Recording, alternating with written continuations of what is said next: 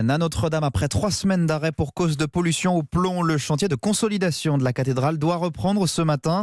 Les procédures de sécurité ont été renforcées avec notamment de nouvelles zones de décontamination. Mais en parallèle de ces travaux, une association de scientifiques aimerait pouvoir profiter de l'occasion pour faire des fouilles archéologiques dans le sous-sol du bâtiment, inaccessible en temps normal. Jeanne Bergaoui. Pour la première fois depuis 800 ans, le culte religieux est à l'arrêt et les milliers de touristes ne fréquentent plus la cathédrale. C'est donc une occasion unique pour entamer des fouilles archéologiques, explique Olivier de Chalut, porte-parole de l'association des scientifiques au service de la restauration de Notre-Dame. Pourquoi pas en profiter pour ouvrir le sol et regarder ce qu'il y a sous la cathédrale, puisqu'on est dans une zone qui est habitée par l'homme depuis très très très longtemps.